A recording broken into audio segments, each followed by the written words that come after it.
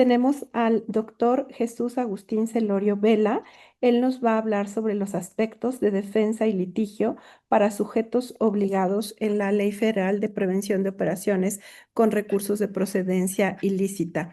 Yo sé que el doctor tampoco necesita presentación, pero por supuesto que vamos a tener una semblanza muy pequeña de toda la experiencia que él tiene. El doctor Jesús Agustín Celorio Vela es abogado egresado de la Escuela Libre de Derecho. Realizó estudios de especialidad, maestría y doctorado en Derecho en la Universidad Nacional Autónoma de México. Es especialista en Derecho Penal Tributario por la Universidad de Buenos Aires, maestro en Derecho Penal por la propia Universidad de Buenos Aires. Actualmente se encuentra participando en el Máster de Formación Permanente en Sistemas de Justicia y Racionalidad en la Universidad de Girona, España. Ha participado en la 10ª Escuela Alemana de Ciencias Criminales Penales en 2024 de la Universidad de Göttingen. Es especialista en Derecho Fiscal Internacional por el Instituto Tecnológico Autónomo de México y la Universidad de Harvard. Ha realizado estancias académicas y cursos de posgrado en Derecho Penal en diversas universidades españolas. Entre otras, está la Complutense de Madrid, la Universidad de Cantabria, la Universidad de Salamanca, la Universidad de Santiago de Compostela, la Universidad de Barcelona y Castilla-La Mancha, en esta última donde ha sido director de la jornada y de las Jornadas Iberoamericanas de Derecho Penal Económico. Es miembro de la Academia Mexicana de Derecho Fiscal Asociación Civil, en la cual se desempeña como presidente de la Comisión de Derecho Penal Fiscal. Al igual, es miembro del Ilustre Nacional Colegio de Abogados de México y de la Asociación Nacional de Abogados de Empresa, de la Asociación Nacional de Especialistas Fiscales y de la Barra Mexicana del Colegio de Abogados Asociación Civil, de la Asociación Iberoamericana de Derecho Penal Económico y de la Empresa, del Centro Europeo de Estudios en lo Penal Tributario, socio honorario del Centro Argentino de Estudios en lo Penal Tributario, socio honorario del Observatorio de Derecho Penal Tributario de la Facultad de Derecho de la Universidad de Buenos Aires. Es presidente y catedrático numerario de la Junta Nacional Directiva del Centro Mexicano de Estudios en lo Penal Tributario Asociación Civil, institución pionera en la República Mexicana dedicada a la enseñanza e investigación de la tópica vinculada al derecho punitivo fiscal. Actualmente es presidente del Consejo de Administración de la firma J.A. Celorio Sociedad Civil, dedicada a la práctica profesional en derecho penal económico y de la empresa, con especialidad ponderantemente en asuntos vinculados con procesos penales en materia tributaria, así como la prevención y defensa de asuntos relativos al lavado de dinero. Doctor, bienvenido. Es un gusto recibirlo en esta 23 convención de la Asociación Nacional de Centros Cambiarios y Transmisores de Dinero, y para mí es un gusto compartir el día de hoy. Muchas gracias. Le cedo la palabra. Muy buenos días, tengan todos ustedes, queridos amigos, con el gusto de participar en una nueva ocasión en esta 23 convención de la Asociación Nacional de Centros Cambiarios y Transmisores de Dinero 2025, y agradezco la invitación a mi amigo, al licenciado don Jorge López, director general de nuestra asociación, al igual que a la maestra María del Carmen Guerrero, directora jurídica de la asociación y anfitriona y moderadora de este evento. El día de hoy, el tema que nosotros vamos a desarrollar para ustedes son los aspectos de defensa y litigio para sujetos obligados en la Ley Federal de Prevención e Identificación de Operaciones con Recursos de Procedencia Ilícita, es decir, nuestra famosa ley LFPORPI. Y me voy a concentrar básicamente en exponerles, recuerden que tenemos muy poco tiempo, pero como lo ha comentado la maestra Guerrero, el contenido de nuestra presentación va a quedar a disposición de los participantes de nuestra convención. Y el punto central, como ustedes saben, adelante por favor, tiene que ver con la defensa de los sujetos obligados, en particular nuestro sector, el sector de casas de cambio y transmisores de dinero. Y si bien es cierto que la autoridad está facultada para revisar, verificar y hacer valer el cumplimiento de la LFPORPI, también es cierto que los sujetos obligados tienen garantías constitucionales, derechos humanos y procesales que la propia autoridad debe respetar en la aplicación de la misma ley. Como ustedes saben, la ley LFPORPI fue publicada en el año de 2012, en octubre del 2012, y 13 años después viene a reformarse el pasado 17 de julio. Y esta reforma incorpora nuevas figuras que a lo largo de nuestra convención los expositores estarán presentando, que deben de ser, desde luego, impactadas en la estructura y en el desarrollo de nuestros propios agremiados. Esto es el concepto de beneficiario controlador, la evaluación de riesgos bajo la metodología del enfoque basado en riesgos, la definición de personas políticamente expuestas y una figura muy importante que adiciona a la reforma es la definición de riesgo. Y esto, las probabilidades de que las actividades vulnerables puedan ser utilizadas para llevar a cabo actos y operaciones que pudiesen actualizarse para llevar la generación de delitos relacionados con estos o estructuras financieras de las organizaciones delictivas y evitar el uso de recursos para su financiamiento.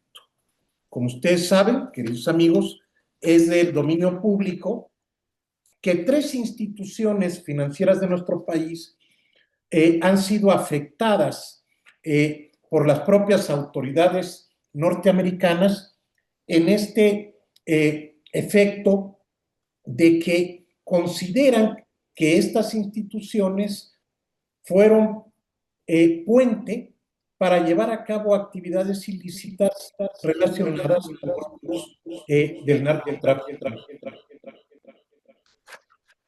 Y esto, evidentemente, que la reforma de julio de este año, pues es relevante porque al entrar en el estudio de las obligaciones de los sujetos obligados, nos damos cuenta cómo viene esta actualización y nos dice ya este famosísimo artículo 18, cuáles son estas reformas que van a dar cuenta de la obligación que nuestros sujetos obligados, integrantes de nuestra asociación, deben de tener perfectamente estructurado. Y esto es así porque definitivamente, si algún sector dentro de la LFPORPI tiene una regulación donde el riesgo sea fundamental el tener que establecer los mecanismos para su control, pues evidentemente que es la estructura de los centros cambiarios y transmisores de dinero. ¿Y esto por qué? Pues porque son, en esencia, las áreas que tienen el conocimiento fundamental de la estructura relacionada con el flujo de efectivo. Si ustedes observan el desarrollo en términos de recaudación tributaria de nuestro país, México, con datos al año 2023, solamente recauda en proporción al Producto Interno Bruto de nuestro país el 17.7%, cuando el promedio de la OCDE es del 33.9% y el promedio de América Latina es del 21.3%. Entonces, ¿cómo se refuerza o cómo se refuerza la actitud de la autoridad ante las obligaciones de los sujetos obligados. Y veía yo a la licenciada Belmonte y a los compañeros que me precedieron en la promoción de patrocinios de la asociación, evidentemente el trabajo que se desarrolla por las áreas de auditoría o de apoyo técnico para nuestras organizaciones.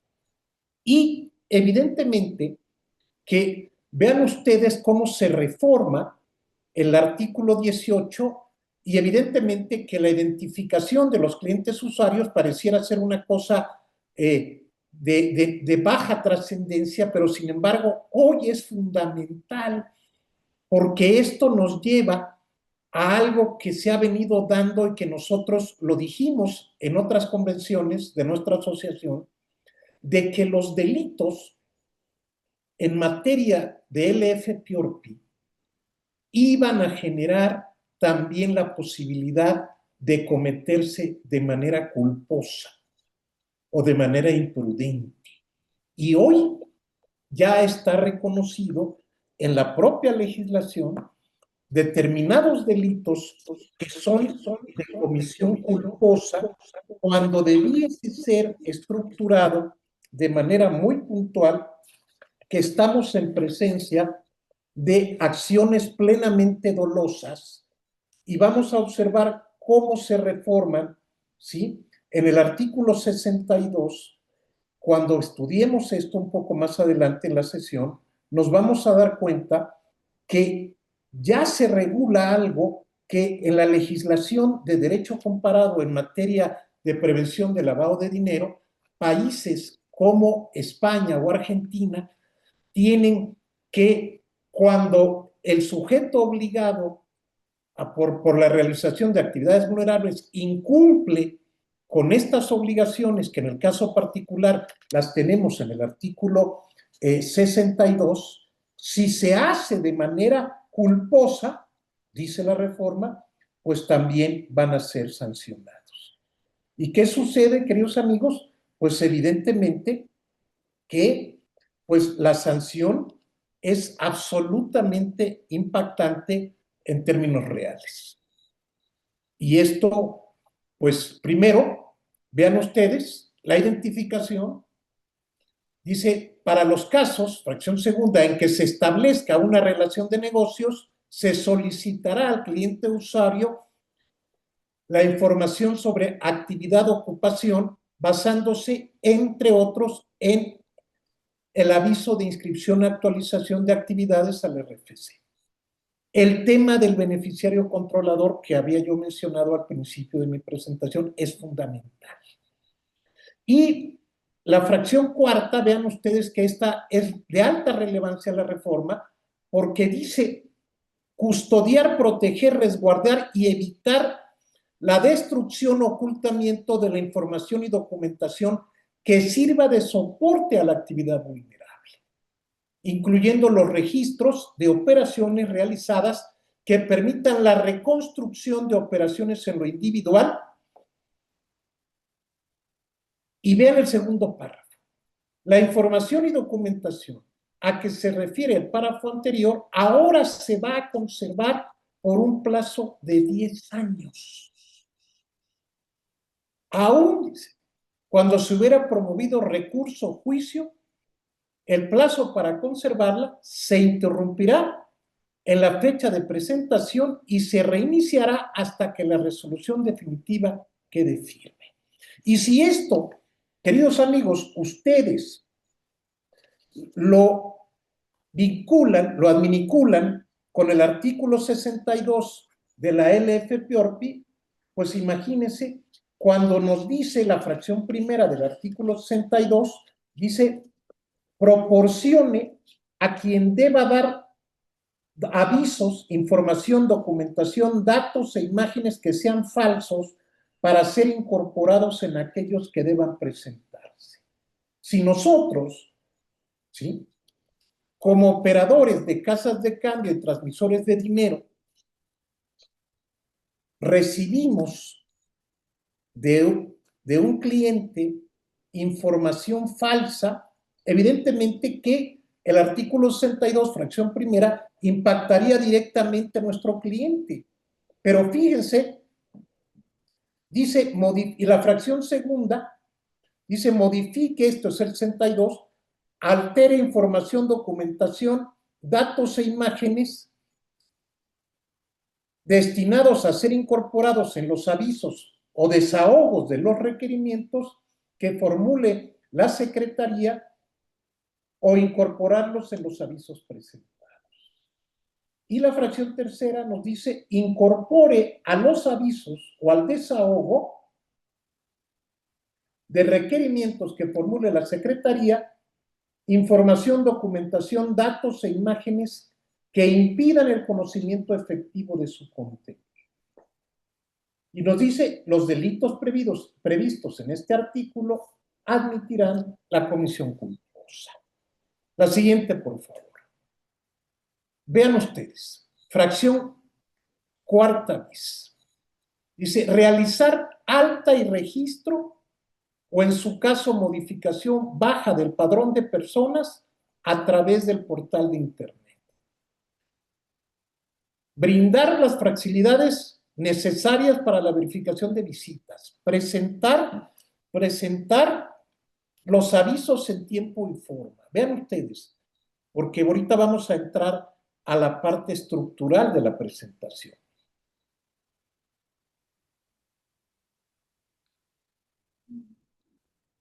La siguiente, por favor. Vean ustedes, esto es fundamental.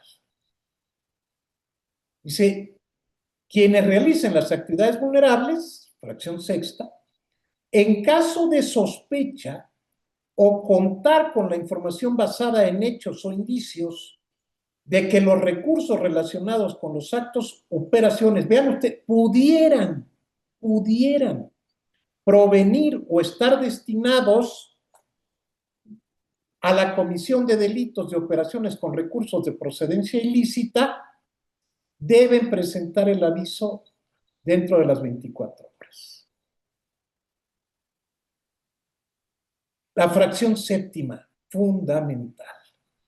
Llevar a cabo una evaluación con enfoque basado en riesgos, en términos de las reglas que emita la Secretaría, las vamos a esperar, que les permitan identificar, analizar, entender y mitigar los riesgos, así como los de las personas, clientes o usuarios. Fundamental, pues, esta nueva obligación ya incorporada plenamente sobre la evaluación con un enfoque basado en riesgos. La siguiente, por favor. La elaboración del manual de políticas internas, ya lo sabemos, pero los programas anuales, en la 9, los programas anuales de capacitación que van a tener que llevarse a cabo dirigidos a los integrantes del órgano de administración o la persona administradora única, directivas, representantes encargadas de cumplimiento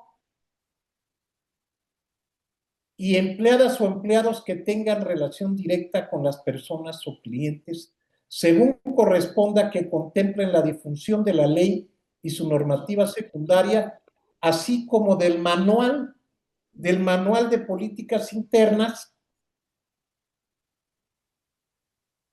señalado en la propia fracción octava. La siguiente, por favor.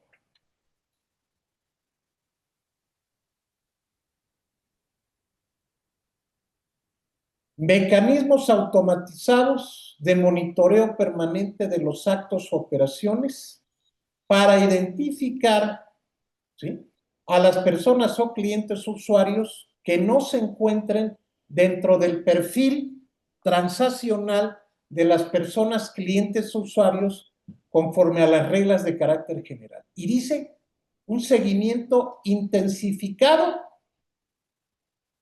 a las personas o clientes que puedan ser consideradas políticamente expuestas. Personas políticamente expuestas. Y esto, contar con la revisión por parte del área de auditoría interna o de una persona auditora externa independiente cuando el riesgo de quien realiza la actividad vulnerable sea bajo o medio, o bien de una persona auditora externa independiente cuando el riesgo de quien realiza la actividad sea alto, según la evaluación realizada conforme a la fracción séptima del artículo 18 para evaluar y dictaminar en el año de calendario la efectividad de las obligaciones previstas en las disposiciones aplicables. Es decir, hoy en día, si toda la legislación está orientada al catálogo de sujetos obligados, pues nosotros, por nuestra propia actividad de casas de cambio y transmisores de dinero, tenemos que adecuar los comportamientos y nuestras actividades a estos modelos de alto grado de seguridad ante el riesgo. La siguiente, por favor. Vean ustedes lo que tiene que ver con los avisos. Todo esto ya lo sabemos, pero lo que quiero decir es que hoy se ha cerrado, y empecé diciendo de estas tres instituciones que vienen a plantear que se debe de lograr una reestructuración de nuestro modelo de prevención, de seguridad y de enfrentamiento a los posibles riesgos medidos en forma baja, media o alta, según sea el caso de cada uno de los participantes de nuestra asociación. La siguiente, por favor. Vean ustedes todo lo que hay que presentar y comprobar, porque esto nos lleva a las cuestiones de defensa, y ahorita más adelante lo voy a plantear de un caso que todos ustedes deben haber conocido, pero que lo voy a plantear al final de mi presentación. La siguiente, por favor. Todo lo que abarca lo que tiene que ver con las visitas de verificación, que ustedes lo saben, pero hay un tema importante que tiene que ver con la información que la Secretaría, cuando conozca de un hecho con apariencia delictiva, va inmediatamente a darlo a conocer a la autoridad, fiscalizadora. Y esto, queridos amigos, en el artículo 40, la regresamos por favor, vean ustedes a la siguiente hacia atrás, por favor.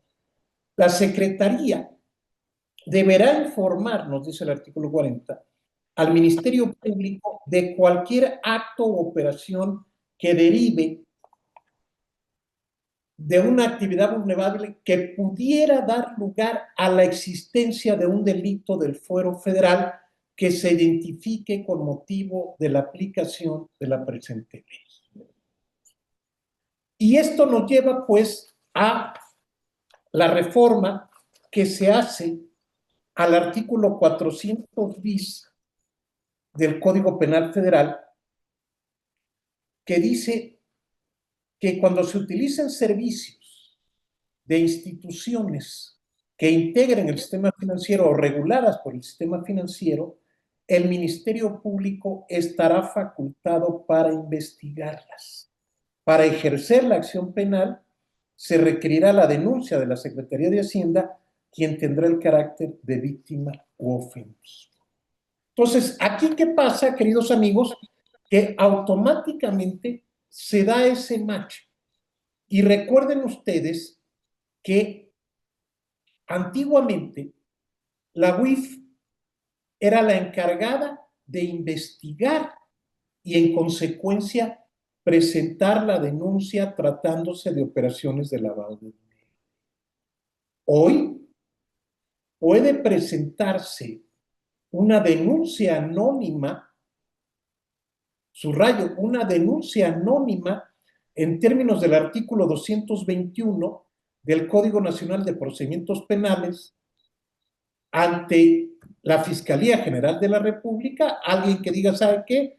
Fíjese que en esta casa de cambio yo tengo conocimiento de que se realizan actividades de lavado de dinero, o en esta transmisora de dinero, se están realizando estas funciones, no necesita ni siquiera presentarlo a la Secretaría de Hacienda, hay obligación del 221 de investigar, investiga la propia Fiscalía y solo le dice a la UIF, ¿sabes qué? Te aviso para que presentes la denuncia correspondiente. Investigaciones directas llevadas a cabo por la propia Fiscalía General de la República. La siguiente, por favor. Entonces, vamos pues más adelante. Ya bien ustedes conocen las sanciones administrativas. Regrésate, por favor. Véanlo. Las multas son créditos fiscales, se van a liquidar, se van a ejecutar a través del PAE, del procedimiento administrativo de ejecución, y esto, pues, ¿cómo se hace la aplicación? Pues, incumplimientos, cualquier obligación del 18, el incumplimiento de la presentación de los avisos. La siguiente, por favor. El equivalente de las multas, 54, por favor. Aquí tenemos los montos. Recuérdense que este material pues, lo vamos a poner a disposición de la asociación. La siguiente. Las sanciones, cómo se van a determinar. La siguiente, por favor. Y vean ustedes aquí el tema de las sanciones administrativas. Todo esto ya lo hemos visto, pero aquí es donde yo quiero hacer el mayor señalamiento. La sanción es de 2 a 8 años de prisión. Sumamos y el término medio aritmético son 5 años. Y vean, proporcione de manera dolosa a quienes deban dar los avisos. Y todo esto, si ustedes lo observan, al final nos dice, los delitos previstos en este artículo admitirán la comisión culposa.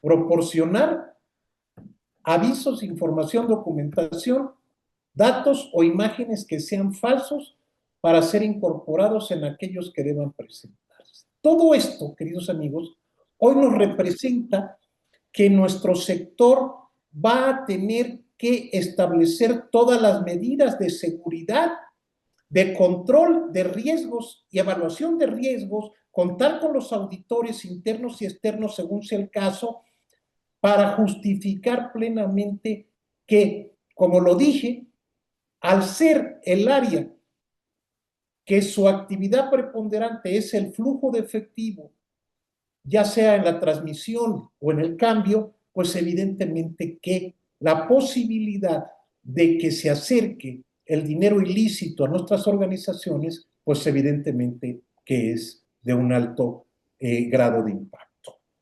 La siguiente, por favor. Y esto nos lleva, la siguiente, esto nos lleva a plantear lo que habíamos señalado originalmente. ¿Cómo es la defensa, nuestras estrategias para los agremiados de nuestra asociación? Vean ustedes. La siguiente, por favor. Y le he llamado la imperiosa necesidad del cumplimiento y la defensa. Un cumplimiento robusto y meticulosamente documentado construye la base probatoria indispensable para una defensa legal efectiva. ¿Ya lo vimos? Impone obligaciones la ley antilavado y nos convierte a nosotros, como integrantes de nuestra asociación, en actores fundamentales en la detección y prevención de operaciones ilícitas. Hay ese riesgo constante. Las verificaciones por parte de la Secretaría de Hacienda y la UIF, con amplias facultades para solicitar información, realizar visitas, imponer multas, presentar denuncias penales, etcétera. Y eso nos lleva, como lo he mencionado, a un enfoque integral en la prevención y las estrategias de defensa que no deben de ser vistos como elementos aislados, sino como componentes vinculados a una gestión integral de riesgos. La siguiente, por favor. ¿Cuáles son los consejos prácticos para lograr esa prevención? Primero, el sistema de gestión de riesgos, evidentemente. Y hay que adoptar ese enfoque basado en riesgos para identificar, evaluar, mitigar los riesgos específicos de lavado de dinero y financiamiento al terrorismo. Reitero, nosotros, en nuestra asociación, pues somos los que mayor grado de riesgo tenemos porque todo lo que hacemos es a base de flujos de efectivo. Nuestro personal debe de estar al más alto nivel capacitado. Tenemos que implementar programas periódicos que deben de estar actualizados, relevantes para cada función de la estructura de nuestras casas de cambio y nuestras transmisoras de dinero, como ya lo señalé, desde la alta gerencia hasta los operadores de primera línea. Y la debida diligencia. Identificar, verificar la identidad de los clientes, los beneficiarios controladores. Debemos de analizar la naturaleza de la relación y el origen de los recursos y contar con la documentación de manera meticulosa. Entender que la documentación es el eje central del cumplimiento y la defensa. ¿Quién gana los casos? Quien tiene las mejores pruebas, no el que tenga más pruebas. Pueden tener 1.000.000 de pruebas contra una prueba, pero si la única prueba que tenemos es la prueba absolutamente de validación y verificación, con eso vamos nosotros a salir adelante en un conflicto litigioso. O sea, no es un mero requisito administrativo la documentación estricta y meticulosa, sino es la evidencia tangible que va a respaldar la posición de nuestras casas de cambio, nuestras transmisoras de dinero, en caso de una disputa con las autoridades. La siguiente, por favor. ¿Cómo fortalecemos ese cumplimiento? Bueno, pues evidentemente que, como lo señalo, lo vamos a hacer generando reportes oportunos, resguardando nuestros expedientes y tener una preparación altamente profesional para aceptar y recibir las verificaciones por parte de la autoridad. Aquí lo estamos hablando, los reportes, cómo vamos a resguardar nuestros expedientes. Hay quienes quieren tener expedientes físicos para efecto de los juicios, expedientes Me electrónicos. mandaron,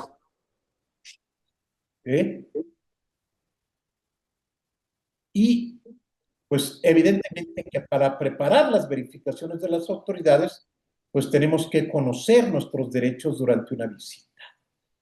¿Cómo vamos a atender una notificación? ¿Cómo vamos a tener la presencia de testigos y el asesor legal? La presentación de nuestros medios de prueba, nuestros alegatos en los plazos concedidos. Todo esto, queridos amigos, vean ustedes una lista de verificación para cumplimiento, que esto es una autoevaluación que va a permitir identificar las áreas de mejora en la organización y prepararnos ante cualquier escrutinio o presentación o verificación por parte de la autoridad. Vean ustedes algunas obligaciones que estoy señalando que van a ser estas que a partir de la entrada en vigor de las reformas, que ustedes saben, pues esto va a ser absolutamente requerido y exigido por parte de la autoridad. La siguiente, por favor. Esto es lo que yo llamo la fase prelitigiosa y la atención a las verificaciones. Y esto es fundamental porque, como dije al principio, el debido proceso es una garantía fundamental de nuestros agremiados, pero que es el fundamento de una defensa poderosa y frecuentemente decisiva en un litigio. Y por eso yo propongo la revisión meticulosa del expediente en busca de irregularidades procesales que puedan llevar a la nulidad del acto. Así como nosotros, como lo comentaba, los patrocinadores, debemos de tener ese trabajo de auditoría interna y externa. La fase de defensa legal es sustancial y más en estos modelos que pueden derivar en acciones penales en contra de nuestras organizaciones. Entonces, hay que conocer los derechos, hay que establecer una colaboración organizada donde la base es el expediente administrativo y la documentación generada durante la fase de prevención o prelitigiosa como el activo que va a ser utilizado para demostrar que se cuenta con estos respaldos para desvirtuar cualquier presunción de incumplimiento. Y aquí les planteo este diagrama de estrategias de defensa y de litigio. Primero, pues entender cómo opera nuestro recurso de revisión, como ese medio administrativo ante la misma autoridad, ya sea la UIF, ya sea la Secretaría de Hacienda, nuestro plazo de 15 días sin suspensión de los efectos del acto reclamado, y la ventaja es, como lo he señalado en otros congresos, es más rápido y es menos costoso. En segundo lugar, tenemos el juicio contencioso administrativo ante el Tribunal Federal de Justicia Administrativa. Aquí son 30 días, sí permite la suspensión con garantía, claro, y hay un mayor alcance e independencia judicial porque recuerden que el recurso de revisión lo vamos a interponer ante la propia autoridad. Y por lo tanto, pues es muy factible que la posición que se haya generado a través de las actas de verificación, pues se confirme en este recurso. Y el tercer nivel que tenemos son el juicio de amparo, que a mi juicio, es el máximo medio de defensa, amparo indirecto contra actos administrativos, el amparo directo contra sentencias definitivas derivadas del juicio contencioso y permitiendo la suspensión y, evidentemente, buscando la protección constitucional. Entonces, estas estrategias de defensa y litigio debe de ser una decisión estrategia de nuestro agremiado basado en la urgencia de detener los efectos del acto, el impacto financiero que puede tener, por un lado, y el alcance deseado de lo que buscamos nosotros en la revisión judicial. Y vean ustedes las comparativas de defensa en los diferentes casos. Si vamos al recurso, el plazo de interposición son 15 días, no suspende los efectos. Las ventajas, pues como comentamos, hay rapidez, menor costo. Las desventajas, que es ante la misma autoridad, el alcance es limitado. El juicio contencioso, como ustedes saben, permítame. El juicio contencioso, que son 30 días, hay un mayor alcance de independencia porque se tramita, como señalé, ante el Tribunal Federal de Justicia Administrativa. El amparo indirecto sí suspende los efectos, al igual que el juicio contencioso, pero es protección constitucional, hay una mayor complejidad y se requiere, pues, evidentemente que el litigio es en contra de la sentencia del juicio contencioso. Y finalmente el amparo directo, que es post sentencia, que no va de inicio, pero es para la revisión de esa sentencia que se dictó en amparo indirecto y que proviene del juicio contencioso. ¿De acuerdo? ¿Y cuáles serían mis recomendaciones finales? ¿Cuáles serían mis recomendaciones finales? Bueno, primero, los agremiados de nuestra asociación requieren de una asesoría especializada. Es decir, debe de contar con expertos, como lo hemos señalado, de apoyo en PLD, derecho administrativo, derecho penal, amparo, dada la complejidad técnica y las constantes actualizaciones normativas. Segundo, El monitoreo constante.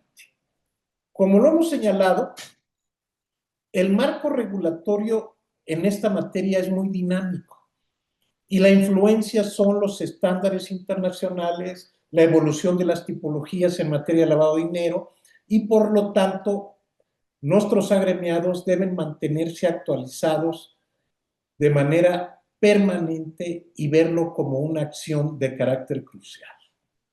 Y efectivamente la gestión reputacional. ¿Por qué? Porque lo acabamos de ver con estas tres instituciones que evidentemente han quedado, entre comillas, despedazadas en el mundo reputacional. Tanto Vector como Cibanco y como Intercam, pues evidentemente que esta situación por la que están pasando, pues les ha acarreado un severo daño reputacional, afecta la confianza de socios, de clientes, de instituciones, y por eso yo hablo que la proactividad es protección. Y esa inversión que nuestros agremiados hagan en un programa de cumplimiento robusto, actualizado, bien documentado, pues evidentemente esa es la mejor póliza de seguro contra riesgos, contra sanciones. Y por eso pongo esta frase final. Lo que no está documentado no existe. No gana el que tenga mayores pruebas, sino el que haya documentado de manera oportuna, estratégica y sustancial las operaciones que realiza con clientes. Por eso, esa es la recomendación del día de hoy. Cada paso de cumplimiento que den nuestros agremiados debe estar debidamente respaldado y ser fácilmente accesible. ¿De acuerdo? Muy bien. Esto es importante porque ha venido generando casos en litigio, porque el recurso de revisión, este recurso de que hablamos de los 15 días que señalé, el recurso de revisión, que es las ventajas, es rapidez, menor costo, pero tiene un alcance limitado porque se interpone ante la propia autoridad que evidentemente nos puede dar casi garantizado una resolución en contra, perdone.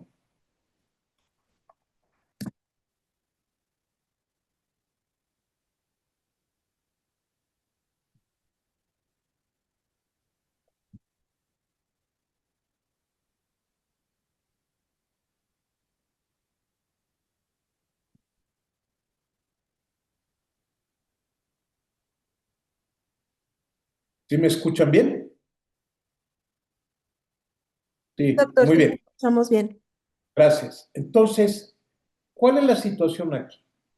Vean ustedes. Cuando una persona o empresa recibe una sanción administrativa impuesta por la LFPORPI, tiene el derecho de impugnarla. Y una de esas vías es el recurso de revisión. Dice, ¿cómo se calcula el plazo para presentarlo? Ya sabemos que tenemos 15 días. Esto ha venido suscitando porque a muchos operadores de la LFPORPI que han interpuesto su recurso de revocación lo interponen fuera de término y pierden el derecho a las siguientes etapas de defensa. Y vean ustedes, esta tesis, veanlo, dice recurso de revisión previsto en la LFPORPI.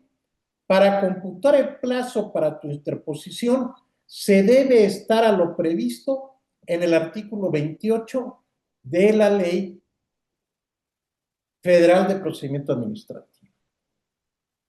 Y entonces, vean ustedes, este es un caso particular en que una empresa fue sancionada con una multa de más de 740 millones de pesos.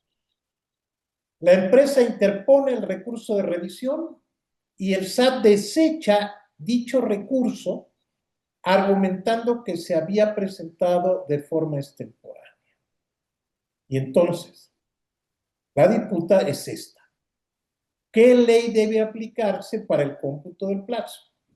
¿El Código Fiscal de la Federación o la Ley Federal de Procedimiento Administrativo? La empresa sostuvo que el recurso había sido presentado en tiempo y forma argumentando que debía computarse conforme a los días hábiles establecidos en el Código Fiscal. La empresa impugnó la competencia de la autoridad que emitió la resolución de desecho del recurso, alegando que la competencia material y territorial del administrador central de fiscalización estratégica no estaba fundamentada en el reglamento interior del SAT. El SAT defiende su legalidad y argumentó que, de acuerdo con la LF-PIORPI, las sanciones impuestas deben ser impugnadas a través de la Ley Federal de Procedimiento Administrativo y que la LF-PIORPI establece de manera expresa la aplicación supletoria de la ley. En consecuencia, el SAT sostuvo que el cómputo del plazo para interponer el recurso debía regirse por el 28 de la Ley Federal de Procedimiento Administrativo, que establece los días inhábiles y no por el Código Fiscal. El argumento clave de la autoridad es que la LF-PIORPI remite a la ley supletoria, Ley Federal de Procedimiento Administrativo, para este tipo de recursos, porque el Código Fiscal no resulta aplicable.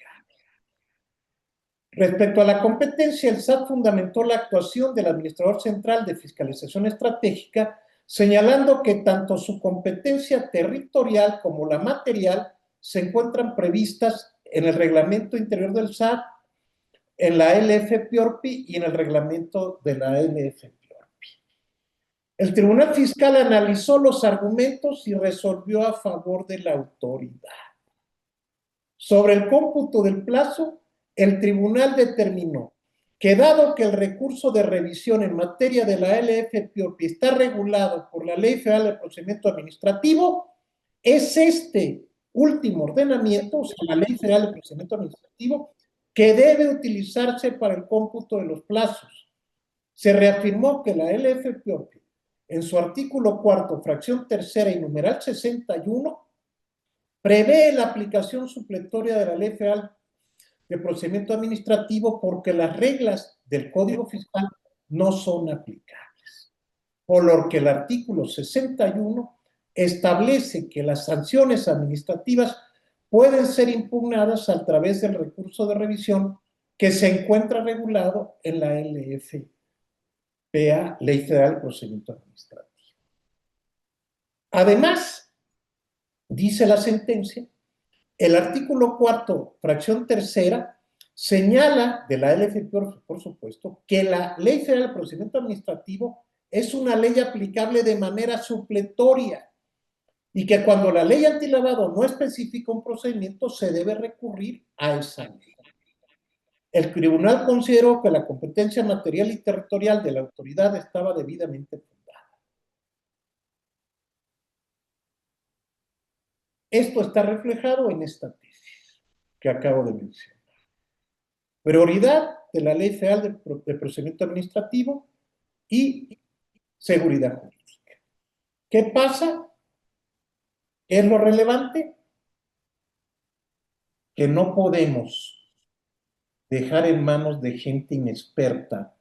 Vean ustedes, esto fue este criterio, el que lo quiera ver, si me lo pide, se lo mando, pero está el número de registro y es publicado en la revista del Tribunal Fiscal del periodo de junio y julio de este año. ¿Qué sucedió aquí, queridos amigos? Vuelvo a señalar. Una multa de 741 millones que la dejaron en manos de un inexperto, de un impreparado. ¿Y saben qué? Perdieron el juicio. De mi parte es cuanto, querida maestra, querido presidente, a todos los panelistas, a los patrocinadores. Esta es nuestra presentación del día de hoy, pidiéndoles por favor que recurran a los expertos, a los que saben, a los preparados, y no les suceda como esta vergüenza que se publica por el Tribunal Federal de Justicia Administrativa, de que abogados inexpertos impugnando en base a los plazos que señala el Código Fiscal sin conocimiento de lo que hay y de lo que es. Muchas gracias. Abrazo fraterno en la distancia, como siempre, mi cariño y mi admiración a la asociación y a todos sus integrantes y por supuesto a mi amigo Jorge López, el presidente, y a mi querida maestra Mari Carmen Guerrero por su conducción y su presentación siempre distinguida de mi persona. Gracias, estoy a sus órdenes. Si hay alguna pregunta, algún comentario. Doctor, como siempre, brillante. Muchísimas gracias por tanta información que nos comparte, tan valiosa, porque muchas personas pudieran estar pensando que estos procedimientos no les afectan porque ellos son parte del sistema financiero. Pero recordemos que la ley LFPORPI es la que va a cubrir realmente todos los procesos de impugnación, todos, tanto en el sistema financiero como en actividades vulnerables. Y es muy importante que lo consideren, que efectivamente una cuestión muy importante es rodearnos de expertos.